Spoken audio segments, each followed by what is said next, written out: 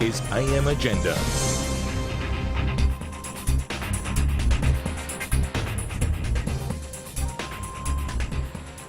Hello and welcome to the program. Prime Minister-elect Tony Abbott will this afternoon announce his ministerial lineup. And in a surprise move, according to the Australian Financial Review, Arthur Sinodinos will be overlooked for Cabinet. The report in the Fin Review suggests Matthias Cormann is set to become the new Finance Minister. And as we know, there's likely to be just one woman in the Cabinet with the departure of Sophie Mirabella, that woman being Julie Bishop, the Deputy Liberal leader and the Foreign Minister. I spoke to her a bit earlier this morning about the lack of female representation in the inner circle in Tony Abbott's Cabinet. I expect that Tony will announce the Cabinet at some time today, and as he said throughout the election campaign, he wants to maintain stability, and the team that he took to the election was essentially going to be the team that he put into Cabinet and the Ministry. There will be some changes, but with Sophie Mirabella standing back from the Cabinet position while her seat is still being determined, there is one less woman in the Cabinet. But there are other changes being made, and we do have a wealth of talent in our party. With me on the program this morning, Labor MP Michelle Rowland and Liberal MP Steve Ciobo in Brisbane. Steve Ciobo, first to you. On the Sinodinos issue, he's a wealth of policy experience, seen as one of the best policy brains in the Parliament, let alone the Liberal Party. Would that be a surprise to you if he's not made Finance Minister or not elevated to Cabinet? Well, look, Kieran, I think with the media it's not always a case that you can believe what you read. I mean, time will tell, and look, the Prime Minister-elect, Tony Abbott, will make an announcement later on today, and we'll see what the final composition is of the front bench. But I don't get too caught up in speculation. I certainly don't believe everything I read. Arthur Sinodinos is a valuable member of the team, has made an outstanding contribution both in his current role and wearing previous caps, and I've no doubt he'll be a big part of the Coalition's future. Now, in terms of the female representation, Michelle Rowland, we are expecting just one woman in the Tony Abbott Cabinet, but this is obviously due to the fact that Sophie Mirabella looks like she might lose her seat. And when you look at the woman in the Cabinet, she's pretty senior, the Deputy Liberal leader. So is it a bit harsh to be going at Tony Abbott on the number of women in the Cabinet when his Deputy Leader and Foreign Minister, one of the most senior in their government, is Julie Bishop? Oh, certainly, look, she is very senior and that's a good thing. But yeah, I obviously don't know what the composition of the Cabinet's going to be.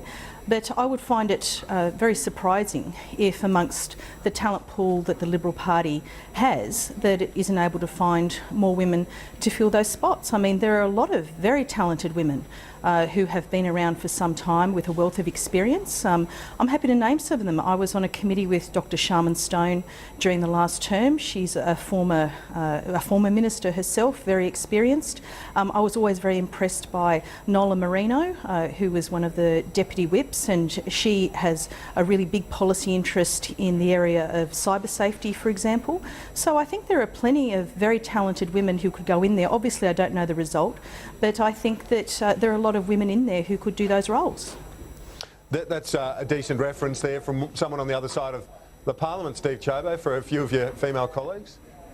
Well, look, you know, Kieran, I'm in furious agreement with Michelle, so let it not be said this program's only about division, Kieran. We do have, you know, all the women in the Coalition, as I've said previously, are outstanding. They're outstanding advocates for their local areas, and I have no doubt that a large number of them will go on to make, you know, an amazing contribution on the Coalition's front bench. Ultimately, though, we don't know the final makeup of the front bench. I have no doubt there'll be a large number of women on the Coalition's front bench, and, you know, this is a balancing act, Kieran, because at the same time as well, we've got to make sure that we have a strong, stable team, which has been a key part of the message that the Prime Minister-elect has said for some time now.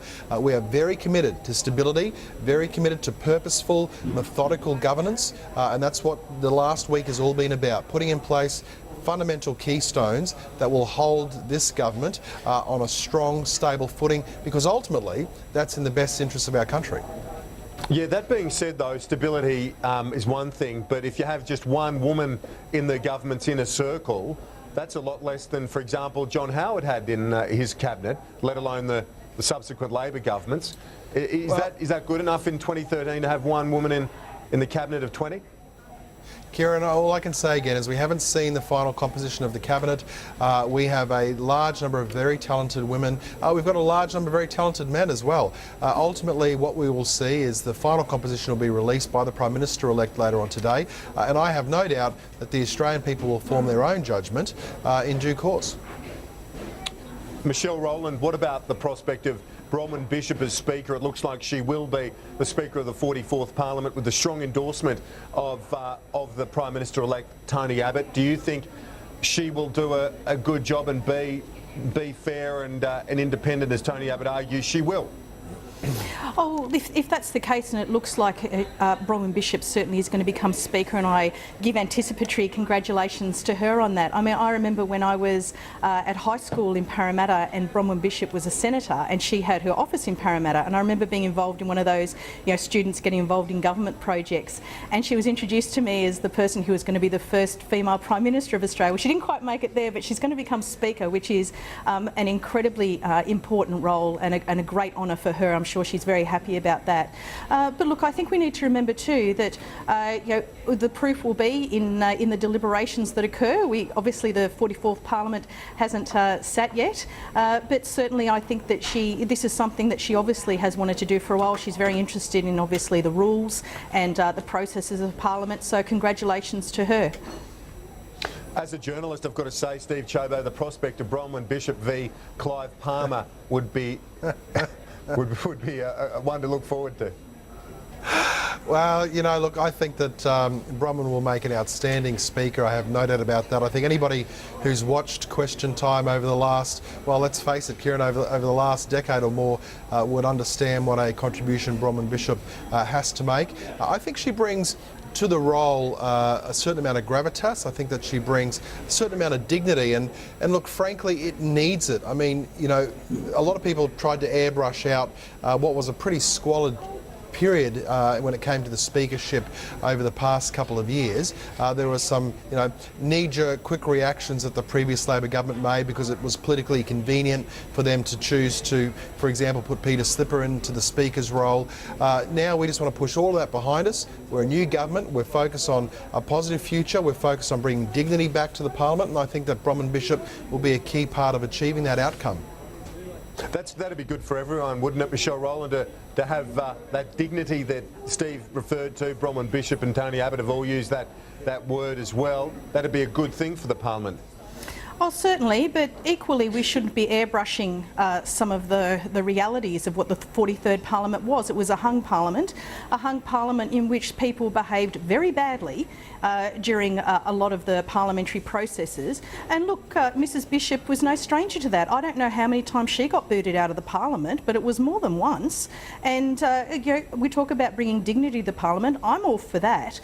Even if Steve wants to airbrush out some of the antics that went on from his side in the 43rd, but certainly I'm very ready to move on. I don't intend to get booted out under Bronwyn Bishop, so I will make sure that I'm very well behaved and follow the standing orders accordingly.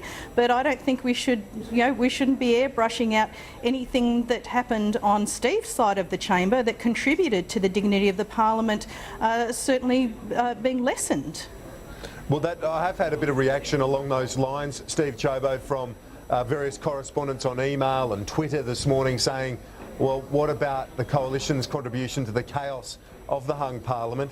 Is it a bit rich now for the Coalition to be taking the moral high ground when you had your fair share of responsibility for the behaviour of the last Parliament? Kieran, I think Parliament is a robust vehicle. The reality is that we have an adversarial system. There's a government, there's an opposition. The job of the opposition is to hold the government to account.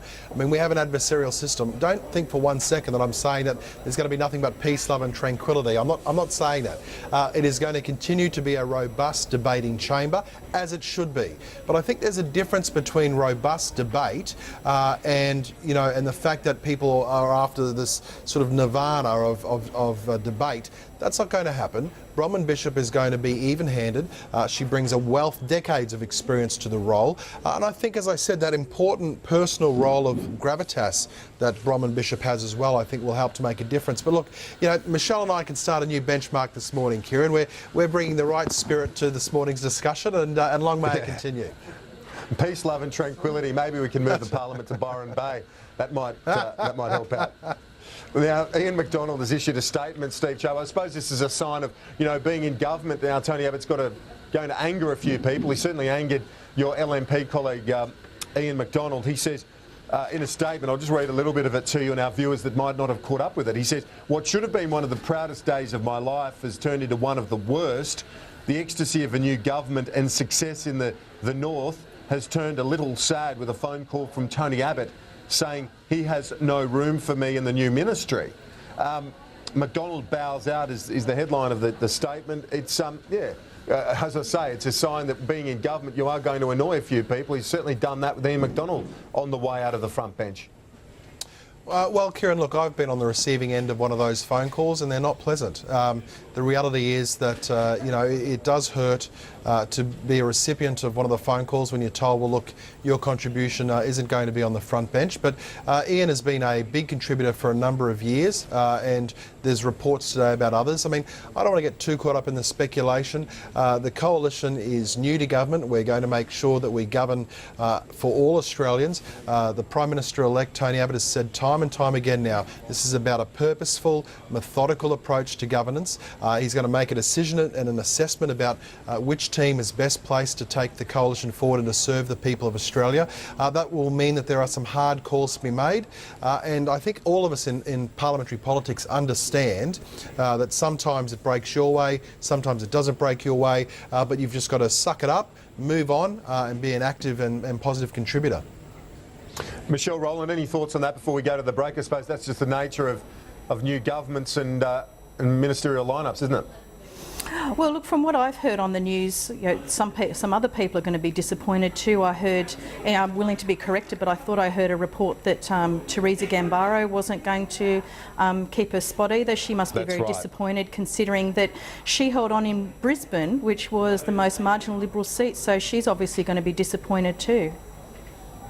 Yep, there will be a few others, and I'm also told Don Randall, Andrew Southcott and Ian McDonald, along with Theresa Gambaro, also Connie Fierravanti-Wells to be demoted apparently as well. But there will be some promotions. Liberal Senator Michaelia Cash is going to enter the ministry, I'm told. Also Nationals Fiona Nash and Kelly O'Dwyer to be promoted to Parliamentary Secretary, according to my sources this morning. Anyway, we'll take a quick break and we'll be right back with Steve Ciobo and Michelle Rowland.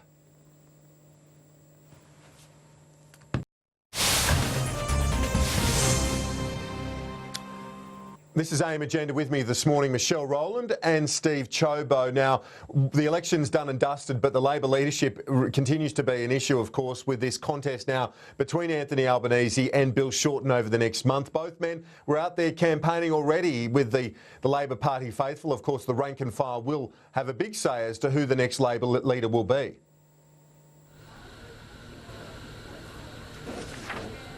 This is an opportunity for Labor to show that we're inclusive, that we're open, that we're not frightened of debating ideas. If this is done right, this can give us enormous momentum. It's about the 3 Ps, the party, the policy, the people. If I was given the honour of representing and leading the Labor Party, first of all, I'd work on the party. We need to be a team. Michelle Rowland, to you, is this a healthy process or is it a debacle, the fact that you're not going to have a leader, a vacuum for more than a month? Well, firstly, we do have an interim leader, and that's Chris Bowen, and I'm delighted for Chris that he's assumed that role for even an interim period. But I think that it's very important to get this right, and I really welcome it. I've been someone who's very much supported more grassroots involvement in our party, and certainly grassroots involvement in choosing our leader. And when I went around to my local branches, I was at one yesterday, there is tremendous enthusiasm for this process. And I think that it's very important, as was said by I think both Albo and Bill Shorten, that we need to get this right. And I'm very pleased that we've got this happening, and I welcome it, and the party welcomes it. And I think that whilst we undergo this process, we will have more people getting involved. We'll have an opportunity for party members to interrogate who would be their leaders. And most importantly, I think that there'll be much more of an ownership of the leadership of the Labor Party, because we often hear people say, you know, the party is bigger than all of us. It's not about the individual, it's about the movement, it's about the ideals. I think that this really puts meat on the bone to that saying, and I welcome it. Michelle Rowland, in terms of the the rules, though, I suppose you can break them up into those two elements. There's the rank and file component, but then there's also the changes to the way that the caucus vote happens. And if, you know, in the event of a poor performing leader, that you need upwards of, I think it was more than two-thirds or three-quarters of the caucus to vote against a sitting, an incumbent. Now, Julia Gillard, in her first intervention after the election, says she does not support that. What do you make of Julia Gillard's intervention on that, the fact that she's not very supportive of that particular component of the new rules? Look, I certainly support and I welcome former Prime Minister Gillard's words that she has penned recently. They were very thoughtful and I certainly took a lot away from them. On this particular point about the rules change, I respectfully disagree. I do think that this is certainly uncharted territory for the Labor Party, but it's territory that does need to be charted. And certainly we don't know how it's going to work in practice because we've never done it before. We don't have a precedent for it. But I don't think that that's an argument in and of itself to not go through it. Chris Bowen, the interim leader, was on the Australian Agenda program with Peter Van Onselen yesterday. Let's have a listen to a little of what he had to say on this. I think that, again, Kevin Rudd was entitled to accept the request of the party to return to the leadership, just as Julia Gillard was entitled in 2010 to put her case forward that she was a better candidate to lead the Labor Party in 2010, quite close to a federal election. But I do think going forward, and this moves to the next topic perhaps, I do think going forward the Labor Party needs to embrace a culture of legitimacy and stability for its leaders.